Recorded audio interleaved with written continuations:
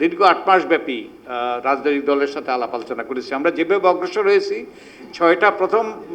প্রথম গঠিত ৬টা সংস্কার কমিশনের যেই সুপারিশগুলো, তার থেকে ১৬৬টা নিয়ে আমরা একটা স্প্রেডশিট তৈরি করেছি, রাজনৈতিক দলের কাছে প্রেরণ করেছি। কোনগুলোর বিষয়ে একমত, কোনগুলোর বিষয়ে দ্বিমত, কোনগুলোর বিষয়ে আংশিকভাবে একমত, এই সংস্কার প্রস্তাবগুলো কিভাবে বাস্তবায়িত হবে, এই আমরা একটা লিখিত স্প্রেডশিট তাদের কাছে পাঠিয়েছি এবং তারা প্রত্যেকেই তাদের লিখিত জবাব দিয়েছে, লিখিত তাদের মতামত দিয়েছে।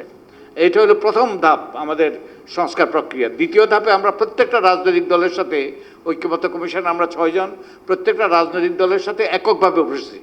আমরা বিএনপির সাথে 3 দিন বসছি, জামাতের সাথে 2 দিন বসছি এবং ছাত্রদের সাথে আমরা 2 দিন বসছি। এভাবে আমরা প্রত্যেকটা রাজনৈতিক দলের সাথে একভাবে বসছি।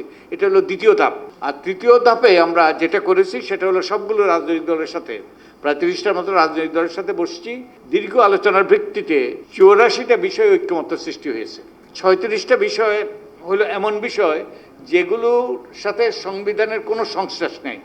এগুলো হয় হয় অধ্যাদেশের মাধ্যমে, কিংবা এগুলো যে আইন করার মাধ্যমে এগুলো বাস্তবায়ন করা যেতে পারে, কিংবা নির্বাহী আদেশের মাধ্যমে এগুলো বাস্তবায়ন করা যেতে পারে। 36টা, এগুলোতে কোনো সংবিধান সংস্কার করতে হবে না। বাকি 48টা সেগুলো বাস্তবায়নের জন্য সংবিধানে পরিবর্তন আনতে হবে। এবং এই 48টা বিষয় কিন্তু গণভোট হয়েছে। এই 48টা বিষয়ে 4টা ভাগ করা হয়েছে। 4টা প্রশ্ন নয়, প্রশ্ন কিন্তু একটা। এই 48টা বিষয় সম্পর্কে আপনি একমত কি দ্বিমত, ওটা একটা প্রশ্ন, ওটাই একটা মাত্র প্রশ্ন। আর 4টা ভাগ করা হয়েছে। এই 4টা ভাগে জনগণের মতামত নেওয়া হয়েছে। আপনারা জানেন যে 12ই ফেব্রুয়ারি আমাদের জাতীয় নির্বাচনের সাথে গণভোট হয়েছে। প্রায় 70% মানুষ এই গণভোটের পক্ষে সম্মতি দিয়েছে।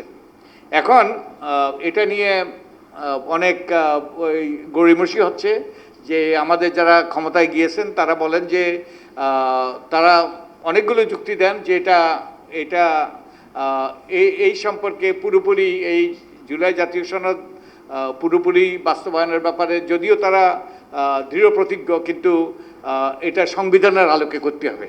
তারা দুটো যুক্তি দেন যে এই যে 48টা বিষয় নিয়ে যে গণভোট হয়েছে তার জন্য রাষ্ট্রপতি একটা আদেশ জারি করেছেন, জুলাই জাতীয় সনদ সংবিধান সংশোধন আদেশ। এই আদেশটার ভিত্তিতে গণভোট হয়েছে। তারা বলেছে রাষ্ট্রপতির এই আদেশ দেওয়ার কোনো অধিকার নেই। Note of dissent. Note of ডিসেন্টটা কি? Minority views. এই যে এখন এই যে আজকের কাগজে আছে যে অনেকগুলো অধ্যাদেশ তারা অনুমোদন করছে না, কিন্তু সরকারি দল অনুমোদন করছে না, কিন্তু বিরোধী দল ওখানে নোট অফ ডিসেন্ট আছে। তার মানে কি? তো নোট অফ ডিসেন্টটাকে আমাদের গ্রহণ করতে হবে। গণতান্ত্রিক ব্যবস্থাটা কি হয়? গণতান্ত্রিক ব্যবস্থাতে হয় যে কোনো ইস্যুতে যেখানে মেজরিটেরিয়ান পদ্ধতিতে, যেখানে অধিকাংশ অংশগ্রহণকারীর সিদ্ধান্তে অংশগ্রহণকারীর অধিকাংশ যখন মতামত দেয় সেটাই হলো চূড়ান্ত, সেটাই হলো সিদ্ধান্ত। তো এই যে ইয়েগুলো দিয়েছে, নোট অফ ডিসেন্টগুলো দিয়েছে, এগুলো মাইনরিটি ভিউ, কিন্তু সিদ্ধান্তটা হয়েছে মেজরিটি ভিউর ভিত্তিতে। তাই ওই যে নোট অফ ডিসেন্টটা আর কোনো প্রাসঙ্গিকে নয়। জনগণ যেই বিষয়গুলোর ব্যাপারে ঐক্যমত্য হয়েছে মেজরিটির সিদ্ধান্তের ভিত্তিতে, সেগুলোই গণভোটে গিয়েছে, সেগুলোই মানুষ অনুমোদন করেছে, সেগুলোই শেষ কথা, সেগুলোই চূড়ান্ত। এবং তাই তাদের এই যে নোট অফ ডিসেন্টের যে যুক্তি, এগুলো অযৌক্তিক। আমাদের সংসদে যে আইন পাশ হয়, আমাদের স্পিকার কি বলেন? হ্যাঁ, অযুক্ত হয়েছে। কিন্তু কিছু ব্যক্তি তো নাও বলেন, তো উনি তো না জয়যুক্ত বলেন না, তো হ্যাঁ জয়যুক্ত মানে ওটাই সিদ্ধান্ত। গণভোটে যেটা জনগণ সম্মতি দিয়েছে এটাই এখন অবশ্য পালনীয় আমাদের জন্য। এবং যে গণভোটে আরও যেটা জনগণ সম্মতি দিয়েছে সেটা হলো যে সংসদ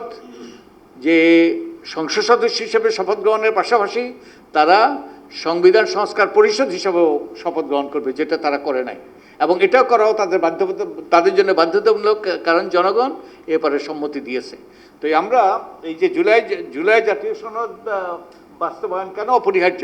কারণ এটা জনগণের রায় এর পক্ষে গিয়েছে, জনগণ এবারে সম্মতি দিয়েছে। এবং এটাই শেষ কথা। তাই এতে ইফ আর বাটের কোনো সুযোগ নেই।